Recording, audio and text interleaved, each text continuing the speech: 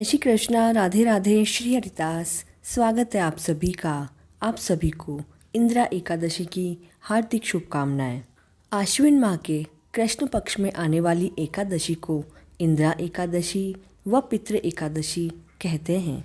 24 एकादशी करने वाले वैष्णव जन का इस बार का फलाहार घी व गुड़ होगा। इंदिरा एकादशी के दिन जो मनुष्य व्रत व उपवास रखकर पितरों के निमित्त पितृतर्पण व ब्राह्मण भोजन करवाते हैं, उनको पितरों का आशीर्वाद मिलता है।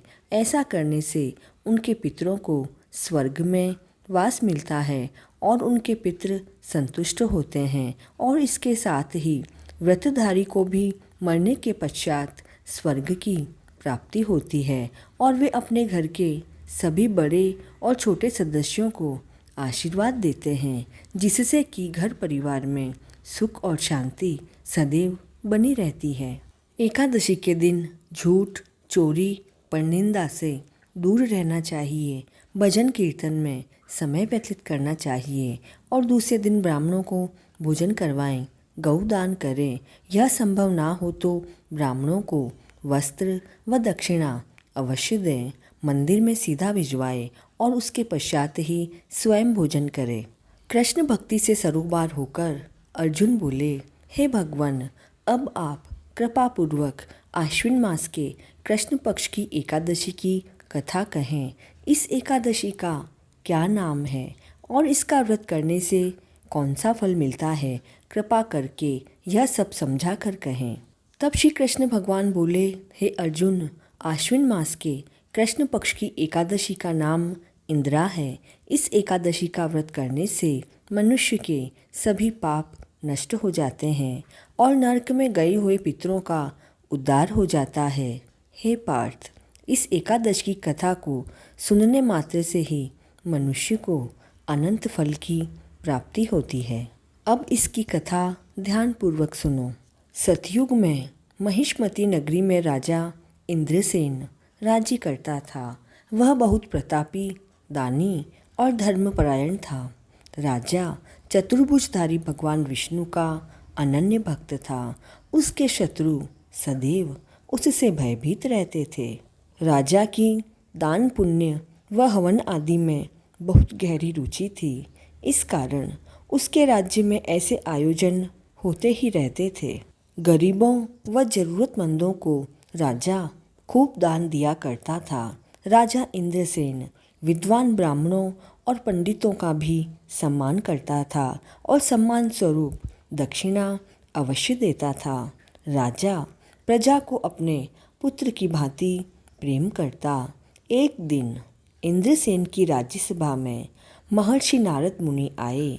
नारद मुनि को देखकर राजा ने उनका स्वागत सत्कार किया और बैठने के लिए आसन भी दिया। तब राजा इंद्रसेन बोले, हे देव, आप कृपा करके यह बताएं कि आपका यहाँ आगमन किस प्रयोजन से हुआ है और मैं आपकी क्या सेवा करूं?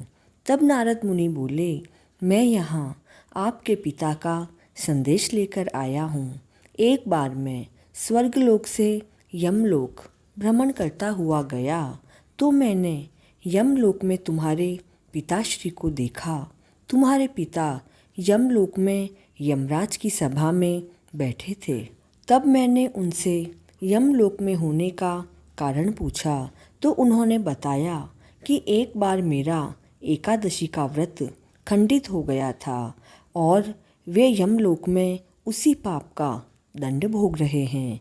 तुम्हारे पिता ने मुझे तुम्हारे लिए एक संदेश देकर भेजा है। उन्होंने कहा है कि यदि तुम आश्विन मास की कृष्ण पक्ष की इंदिरा एकादशी का व्रत करके उसका फल उन्हें दे दोगे तो उनकी मुक्ति हो जाएगी, उनका मोक्ष हो जाएगा और उन्हें यमलोक से स्वर्गलोक मिल जाएगा। राजा इंद्रसेन पिता की ऐसी दशा की बात सुनकर बहुत दुखी हुए। तब राजा इंद्रसेन ने नारद मुनि से इंदिरा एकादशी की पूर्ण विधि पूछी। तब नारद मुनि बोले, हे राजन, आश्विन मास की कृष्ण पक्ष की 10वीं तिथि से ही व्रत का पालन करना चाहिए। 10वीं तिथि को एक समय भोजन करे, श्रद्धापूर्वक पितरों का श्राद्ध करे। उसके पश्चात इंदिरा एकादशी के दिन संकल्प लें, चतुर्भुजधारी भगवान विष्णु व शालिग्राम जी का पूजन करें। निराहार रहकर एकादशी के नियम का पालन करें। द्वादशी को ब्राह्मण भोजन कराए, दान देवें व अपने व्रत की पुण्य फल अपने पिता को अर्पण कर दें। जिसके पुण्य से तुम्हारे पिता को स्वर्ग की प्राप्ति होगी, उन्हें मोक्ष प्राप्त होगा। ऐसा कहकर नारद मुनि अंतर्ध्यान हो गए। तब राजा इंद्रसेन ने नारद मुनि के बताए अनुसार इंदिरा एकादशी का व्रत किया, ब्राह्मण भोजन करवाया, दान दिया। द्वादशी को अपने व्रत का पुण्य फल अपने पिता को अर्पण कर दिया।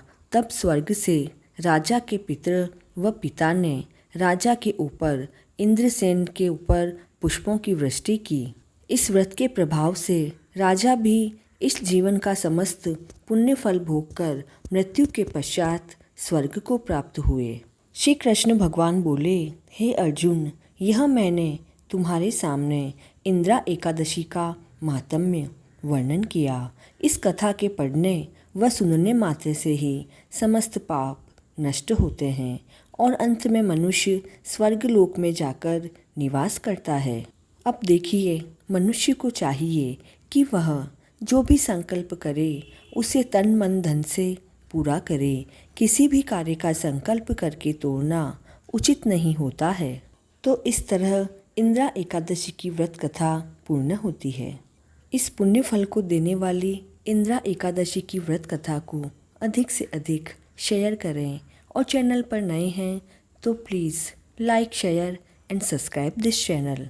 एकादशी के दिन ओम नमो भगवते वासुदेवाय मंत्र का जाप करते हुए अपनी एकादशी को सफल बनाएं।